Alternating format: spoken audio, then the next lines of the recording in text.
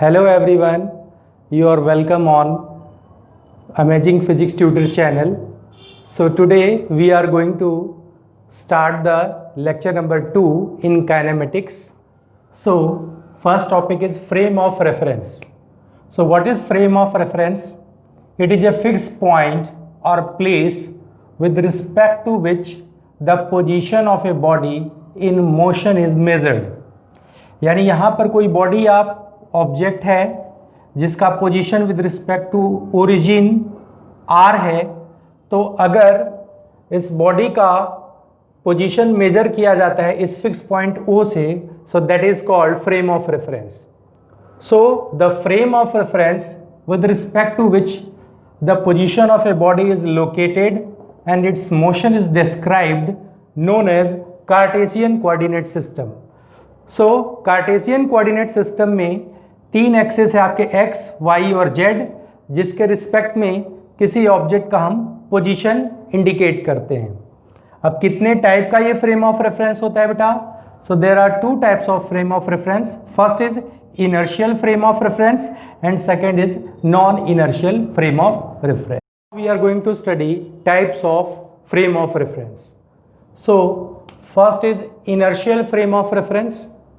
Inertial frame of reference में क्या होता है कि in this object is either at rest or moving with uniform or constant velocity.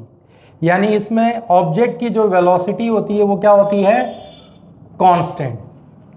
और कांस्टेंट वेलोसिटी है तो इसमें न्यूटन फर्स्ट लॉ ओबेड होता है, वैलिड होता है. न्यूटन फर्स्ट लॉ क्या होता है? Law of inertia. यानी एक बॉडी रेस्ट में है तो रेस्ट में रहेगी, मोशन में है तो मोशन में ही रहेगी. So unless some external force acts on it. So Newton first law is valid in inertial frame of reference. इसे ऐसे भी कहा जा सकता है कि जिस फ्रेम ऑफ रेफरेंस में न्यूटन फर्स्ट लॉ वैलिड होगा उसे हम इनर्शियल फ्रेम ऑफ रेफरेंस कहते हैं. बट मेन कंडीशन है कि वेलोसिटी कांस्टेंट होनी चाहिए.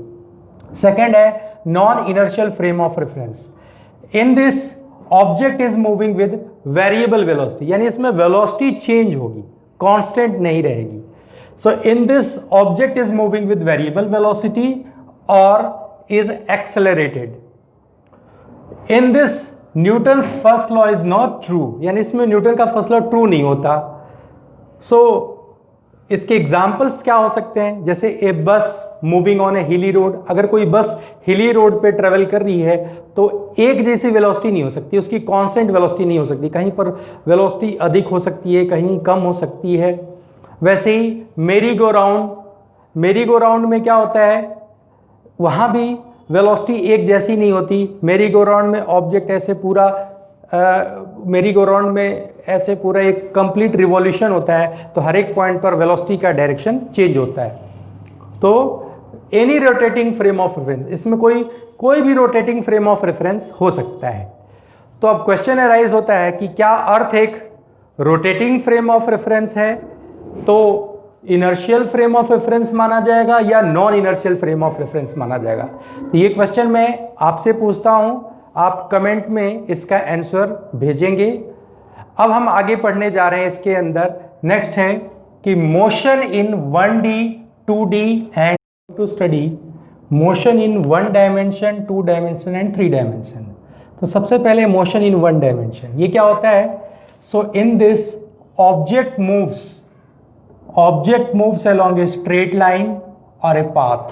यानी अगर ऑब्जेक्ट स्ट्रेट लाइन में ट्रेवल करता है तो उसे हम 1 डायमेंशनल मोशन कहते हैं. इसका दूसरा नाम भी है रेक्टिलिनियर मोशन और linear motion. So it is also known as rectilinear motion और लीनियर मोशन. इसके एग्जाम्पल में आ सकता है जैसे motion of a train or car. Motion of a train or car जो है जिस डायरेक्शन में कार चलती है तो that is called 1 dimensional motion. Motion of a freely falling body, जैसे मान लो कोई ऑब्जेक्ट है और वो ऐसे फ्री फॉल नीचे की तरफ ग्राउंड की तरफ आ रहा है, तो फ्रीली फॉलिंग ऑब्जेक्ट को हम कह सकते हैं 1 डायमेंशनल मोशन. तो मोशन इन 1 डायमेंशन में हमें केवल एक कोऑर्डिनेट की जरूरत होती है, चाहे x कोऑर्डिनेट या y कोऑर्डिनेट या z coordinate with respect to origin. अब आते हैं बेटा next one, motion in 2 dimension पर। तो हमारा अगला टॉपिक है motion in 2D।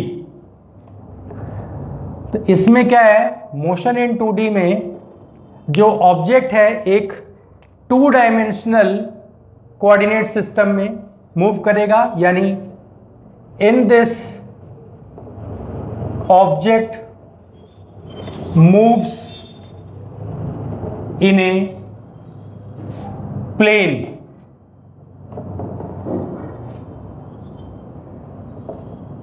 It is described by 2 coordinates। इसमें केवल 2 कोऑर्डिनेट्स चाहिए होते हैं। जैसे कि हमारा आपने पढ़ा था अभी जस्ट कि कार्टेशियन सिस्टम में 3 कोऑर्डिनेट होते हैं, एक्स वाई जेड। तो हमें केवल 2 कोऑर्डिनेट्स की जरूरत होगी, चाहे एक्स वाई या वाई जेड या फिर जेड एक्स। तो हम मान लो इस यहां पर ले लेते हैं x y system, x y coordinate system. यहां पर कोई ऑब्जेक्ट है जिसका पोजीशन P1 है विद रिस्पेक्ट टू ओरिजिन, और ये P1 से ऑब्जेक्ट P2 पोजीशन पे चला जाता है, और P1 का कोऑर्डिनेट है x1 y1, P2 का कोऑर्डिनेट है x2 y2। तो ये इसके मोशन को डिस्क्राइब करने के लिए हमें 2 कोऑर्डिनेट की जरूरत होगी। जैसे इसके एग्जाम्पल्स क्या हो सकते हैं, what should be the example of motion in 2 dimension. तो 2 डायमेंशनल मोशन में एग्जाम्पल के लिए आप लिख सकते हो कि जैसे एक car moving on A zigzag path, ये हो गया इसका एग्जाम्पल हो गया 2 डायमेंशनल मोशन में। जैसे circular motion, revolution of fan, revolution of fan यानी सर्कुलर मोशन की बात आ गई यहां पर। प्लेन मोशन हो गया ये। तो ये एग्जाम्पल है मोशन इन 2D का। अब आते हैं next, motion in object moves in space not in plane। इसमें ऑब्जेक्ट स्पेस में, स्काई में, और इसमें 3 कोऑर्डिनेट्स की जरूरत होती है, x coordinate, y coordinate, z coordinate. तो अगर मान लो कोई ऑब्जेक्ट है जिसका पोजीशन है P1, तो यहां 3 कोऑर्डिनेट लेने पड़ेंगे, x1 y1 z1। दूसरे ऑब्जेक्ट का, उसी ऑब्जेक्ट का पोजीशन है आफ्टर अनदर टाइम P2, उस ऑब्जेक्ट का पोजीशन है जिसका कोऑर्डिनेट है x2 y2 z2। इसका मतलब ये है कि ये x एक्सिस पर x2 डिस्टेंस है, y एक्सिस पर y2 डिस्टेंस पर है, z एक्सिस पर z2 डिस्टेंस पर है। तो ये है मोशन इन 3 डायमेंशन। इसमें ऑब्जेक्ट स्पेस में मूव करता है, जैसे motion of kite in air, motion of aeroplane in sky, ये सब इसके एग्जाम्पल्स हैं। तो ये है मोशन इन 3 डायमेंशन। तो होप सो आपने ये समझ लिया होगा, motion in 1 dimension, motion in 2 dimension, motion in 3 dimension. Now we are going to study distance and displacement. तो हमारा नेक्स्ट टॉपिक होगा डिस्टेंस एंड डिस्प्लेसमेंट।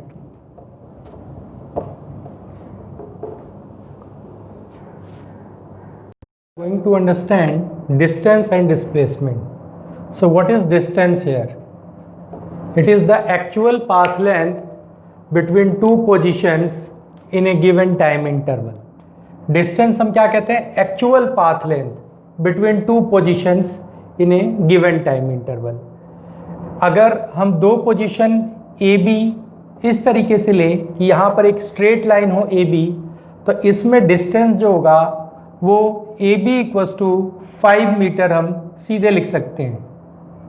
बट अगर हम दूसरे पाथ को कंसीडर करें, जैसे यहाँ पे ट्रायंगुलर पाथ है, अगर हम यहाँ पर ध्यान दें तो डिस्टेंस दो हो सकता है।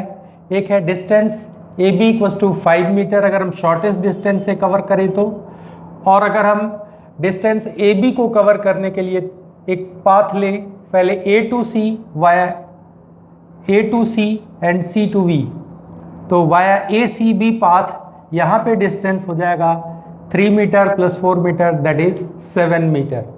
तो डिस्टेंस जो है डिपेंड करता है दो पोजीशंस यानी इनिशियल और फाइनल पोजीशन के पाथ पर, यानी डिस्टेंस इज पाथ डिपेंडेंट। तो इस तरीके से डिस्टेंस जो है वो एक्चुअल पाथ लेंथ है बिटवीन टू पोजीशंस। अब आते हैं डिस्प्लेसमेंट। डिस्प्लेसमेंट क्या होता है? तो डिस्प्लेसमेंट जो है शॉर्टेस्ट डिस्टेंस कहलाता है। डिस्प्लेसमेंट क्या है? It is the shortest distance. हम इसको लिखेंगे displacement is the shortest distance. Displacement is the shortest distance between initial and final position in a particular direction। इसमें हम डायरेक्शन कंसीडर करेंगे। डिस्प्लेसमेंट के अंदर हम डायरेक्शन कंसीडर करते हैं। तो in a particular direction in a given time interval. In a given time interval, एक पर्टिकुलर टाइम इंटरवल हम यहाँ पर कंसीडर करेंगे। जैसे कि हमने यहाँ पर अभी स्टडी किया था वाया पाथ ACB, इसमें AC 3 मीटर है, BC 4 मीटर है। तो जो सबसे शॉर्टेस्ट पाथ था दैट वाज AB, और यहाँ पर AB की वैल्यू आ जाएगी रूट में 3 का स्क्वायर प्लस 4 का square that is root 25 that is equal to 5। 3 का स्क्वायर 9 हो गया, 4 का स्क्वायर 16 हो गया, 25 का रूट 5 आ जाएगा। तो डिस्प्लेसमेंट जो है वो शॉर्टेस्ट डिस्टेंस है। बट एक चीज़ और यहाँ ध्यान देने वाली है कि डिस्टेंस और डिस्प्लेसमेंट में जो कंपैरिजन कर दिया जाए, अगर हम यहाँ पर कंपैरिजन कर दें डिस्टेंस एंड डिस्प्लेसमेंट के अंदर, यहाँ पर हम करने जा रहे हैं comparison between distance and displacement. तो इस कंपैरिजन को ध्यान दिया जाए तो फर्स्ट है डिस्टेंस जो होता है, distance is a scalar quantity. Distance में हम कोई डायरेक्शन कंसीडर नहीं करते। और डिस्प्लेसमेंट क्या है? It is a vector quantity. Vector का मतलब इसमें मैग्नीट्यूड के साथ साथ डायरेक्शन भी होता है। डिस्टेंस जो है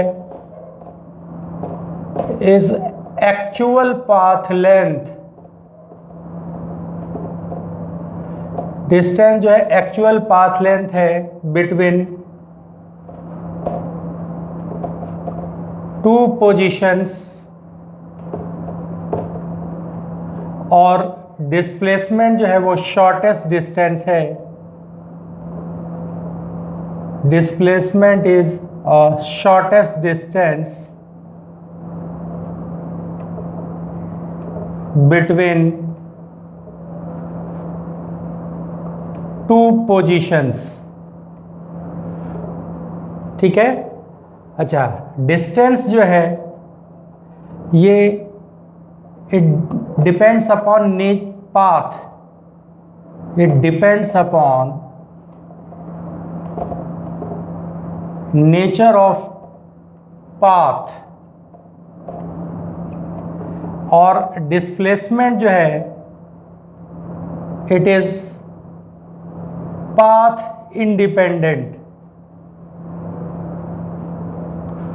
पाथ इंडिपेंडेंट का मतलब है कि ये इस पर डिपेंड नहीं करता कि किस रास्ते से हम मेजरमेंट कर रहे हैं। जैसे कि आप यहाँ पे समझ सकते हो, इसमें डिस्टेंस जो है हम यहाँ पर तीन तरीके से इस केस में कंसिडर कर सकते हैं। ए से बी पर जाने के तीन रास्ते हैं, via A C b, via a b and via this path, curved path. तो इन सभी पाथ में जो डिस्प्लेसमेंट है वो शॉर्टेस्ट डिस्टेंस होगा, यानी डिस्प्लेसमेंट जो है वो होगा ए बी के इक्वल। और ये सबसे शॉर्टेस्ट पाथ है पाथ 2। तो ये पाथ 2 इसमें डिस्प्लेसमेंट इंडिकेट कर रहा है, बट डिस्टेंस के तीन पाथ हैं, 1 2 3। So distance can have many values between two position. तो फोर्थ पॉइंट हम कंसिडर कर सकते हैं डिस्टेंस के अंदर कि डिस्टेंस हैज मेनी वैल्यूज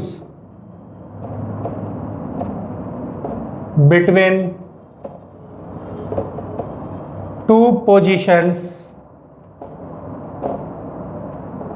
और displacement has only one, displacement is unique,